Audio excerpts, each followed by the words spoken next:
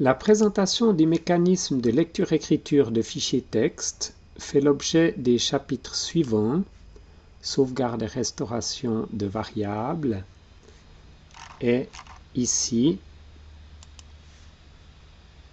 lecture-écriture formatée de fichiers dans notre support de cours.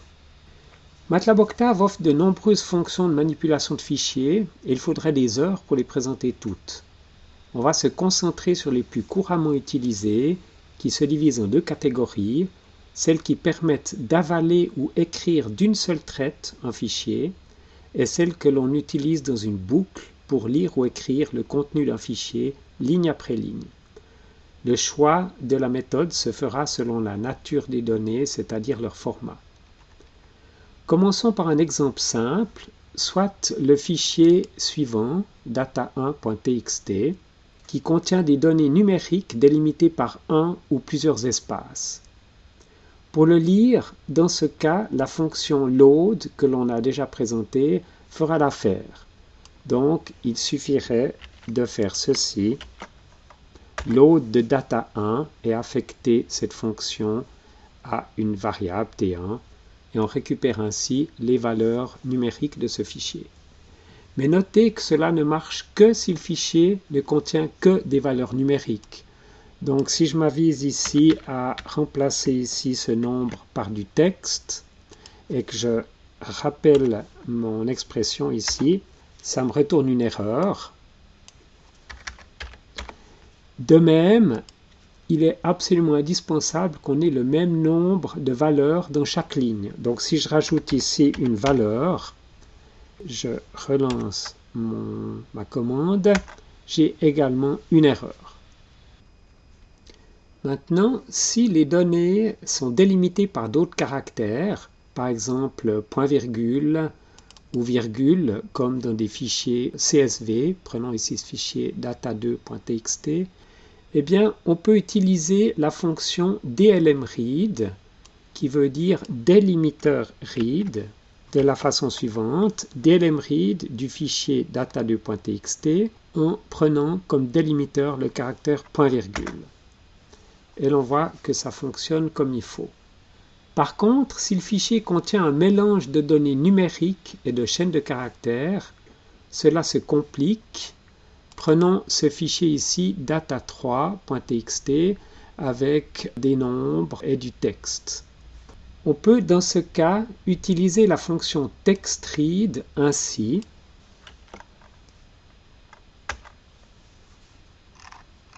Je reviens sur cette fonction. On passe à cette fonction, outre le nom du fichier, bien entendu, un format qui décrit le type de données à lire. Celles-ci devront obligatoirement être délimitées par des espaces ou tabulateurs. Donc il faut, dans ce format, définir autant de spécifications de format que l'on a de champs dans le fichier.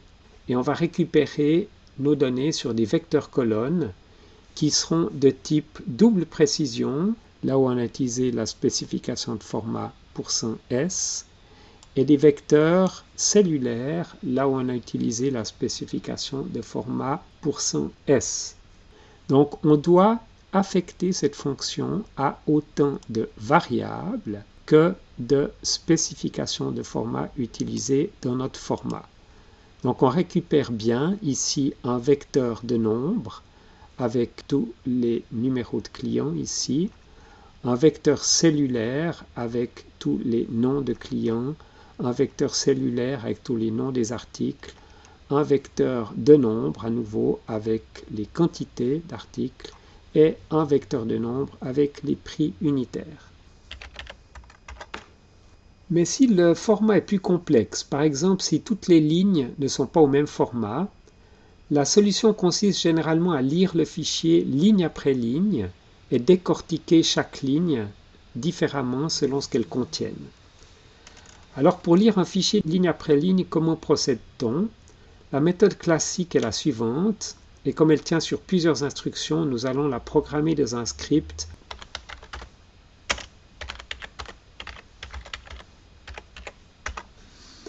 On commence par ouvrir le fichier avec l'expression suivante. Notez que le premier paramètre est le nom du fichier et le second paramètre est ce qu'on appelle le mode d'ouverture, à savoir ici RT qui veut dire Read Text, donc ouverture d'un fichier texte en lecture. Et sur la variable FID, on récupère l'identifiant du fichier qui sera nécessaire pour les fonctions qui suivent. La lecture peut ensuite s'effectuer ligne après ligne dans une boucle dans laquelle la condition de sortie sera l'arrivée à la fin du fichier qu'on peut tester avec la fonction FEOF, comme File End of File. Elle va nous retourner vrai si on est arrivé à la fin du fichier et faux s'il y a toujours des données à lire. Donc, on va réaliser la boucle suivante. Notez que devant ce FEOF, j'ai mis un tilde. Donc, on fait la négation de cette fonction, ce qui veut dire tant que l'on n'a pas atteint la fin du fichier, lire la ligne courante, et une fois qu'on a atteint la fin du fichier, sortir. Il ne reste plus qu'à lire la ligne courante, ce que l'on peut faire avec l'instruction suivante. Ligne égale fgetl de notre identifiant de fichier, fgetl voulant dire file getLine. Cette fonction va nous retourner la ligne courante sur la variable chaîne de caractères ligne. Complétons encore notre code par l'instruction suivante, disp de ligne, pour nous assurer que la lecture se déroule bien. Il ne reste, une fois la fin du fichier atteinte, plus qu'à refermer notre fichier avec l'instruction fclose, donc file fermeture du fichier. Testons tout cela en exécutant notre script. Il y a une petite erreur ici, j'aurais pas dû dire file id, mais FID bien entendu. Réexécutons notre script, tout fonctionne comme il faut. Nous lisons notre fichier ligne après ligne et nous affichons chaque ligne qui a été lue dans la fenêtre de commande. Vous aurez remarqué qu'on a besoin du nom du fichier uniquement dans l'instruction fopen. Dans toutes les autres instructions, on utilise non plus le nom du fichier, mais l'identifiant du fichier que j'ai stocké ici sur la variable FID. À l'intérieur de cette boucle, on va maintenant décoder la ligne courante avec la fonction textScan. Mais on pourrait aussi utiliser d'autres fonctions telles que strtoc, strsplit, scanf ou encore strread, cette dernière commençant cependant à devenir obsolète. Donc, je vais mettre ceci, textScan, de ce que j'ai récupéré sur ma variable chaîne ligne, avec le format suivant, en indiquant que ces valeurs sont successivement un nombre, avec %f, ensuite une chaîne, ensuite à nouveau deux nombres. TextScan assume par défaut que ces données sont délimitées par un ou plusieurs espaces. Exécutons ce script. Les données sont lues et envoyées dans un vecteur cellulaire ligne, comme on le voit en frappant ici vectcell. Mais à ce stade, nous avons uniquement les données de la dernière ligne qui a été lue. Donc, comment conserver l'ensemble des données qui ont été lues dans ce fichier? Eh bien, nous allons stocker ces données, ligne après ligne, sur 5 vecteurs, ainsi. Donc, en récupérant tour à tour le contenu de la première cellule, de la deuxième, troisième, quatrième et cinquième, et en les mettant sur des vecteurs de nombres et des vecteurs cellulaires avec accolade, selon qu'il s'agisse de données numériques ou de chaînes de caractères. Bien entendu, il nous faut encore initialiser l'indice qu'on utilise pour remplir ces vecteurs, en disant ici k égale 1 avant d'entrer dans la boucle, et au fur et à mesure qu'on tourne dans cette boucle, incrémenter k de 1. Exécutons maintenant ce programme qui s'exécute silencieusement et regardons le contenu de nos 5 vecteurs. On voit qu'on a bien dans le premier vecteur client ID les numéros des clients, donc un vecteur de nombre. Dans client nom, un vecteur cellulaire contenant le nom de tous les clients, article nom, vecteur cellulaire à nouveau, avec le nom de tous les articles, et ensuite 2 vecteurs de nombre, avec le nombre d'articles et le prix unitaire des articles. Passons maintenant à l'écriture de fichiers, qui est moins complexe. Si nous voulons sauvegarder un tableau de nombres, on a déjà vu que le plus simple est d'utiliser la commande save-ascii. Prenons l'exemple de la matrice suivante de données aléatoires, comprises entre 0 et 1, de 4 lignes et 3 colonnes. Pour sauvegarder de telles données sur un fichier texte, on fait save-ascii. Ici, je spécifie de sauvegarder en double précision la matrice mat sur le fichier nommé data4.txt. On voit apparaître ici, effectivement, ce fichier data.txt. Si je l'ouvre, je retrouve les valeurs de ma matrice en double précision. Mais si les données à sauvegarder sont plus complexes, que peut-on faire? On écrira celle-ci dans un fichier en procédant également ligne après ligne dans une boucle. À titre d'exemple, nous allons sauvegarder sous forme de fichier CSV les données des 5 vecteurs de notre exemple précédent. Dans ce fichier CSV, nous utiliserons des virgules comme séparateur de champs et on emballera les chaînes de caractères entre guillemets. Créons à cet effet un script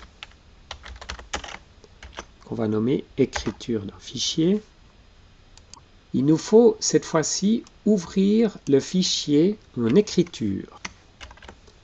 Donc, on utilisera le mode WT qui veut dire Write Text. Notre boucle doit tourner autant de fois que l'on a d'éléments dans ces vecteurs. Donc, on peut faire ici une boucle for qui va tourner de 1 jusqu'au nombre d'éléments du vecteur client ID par exemple. Il faut bien entendu ne pas oublier de refermer le fichier une fois la boucle terminée avec fclose de FID. Il ne nous reste plus qu'à écrire les éléments d'indice K de nos 5 vecteurs dans la ligne courante du fichier, ce que l'on fait avec la fonction fprintf que l'on a vu dans la précédente vidéo, mais sans omettre, comme la dernière fois, le premier paramètre file ID, ce qui donne ceci, fprintf dans le fichier file ID avec ce format de toutes les variables suivantes. Regardons de plus près le format utilisé. On demande donc d'écrire l'élément d'indice K de client ID avec un format de nombre entier, donc %d. Puis on écrit une virgule, puis on écrit le nom du client avec un format de chaîne %s emballé entre 2 guillemets. Puis on écrit à nouveau une virgule, puis le nom d'article avec toujours un format %s entre guillemets, puis une virgule, puis le nombre d'articles avec un format d'entier %d, une virgule et finalement le prix unitaire avec un format %5.2f pour afficher ces prix avec 2 chiffres après la virgule, c'est-à-dire les centimes. Sans oublier, bien entendu, de terminer l'écriture par un saut de ligne avec %n. Exécutons ce programme. On voit que notre fichier data4.csv a bien été créé. Je l'ouvre ici dans Octave et son format correspond exactement à ce que l'on a défini. Si on double-clique sur ce fichier, c'est magique. Mon tableur, ici LibreOffice Calc, est automatiquement invoqué. Il a détecté que les différents champs dans ce fichier sont délimités par des virgules et que les séparateurs de chaînes sont des guillemets. Il me suffit de valider et je retrouve les données de ce fichier CSV dans mon tableur. Voilà, nous en avons terminé avec ce chapitre extrêmement important qu'était la lecture-écriture de fichiers sous MATLAB Octave. Je vous remercie pour votre attention.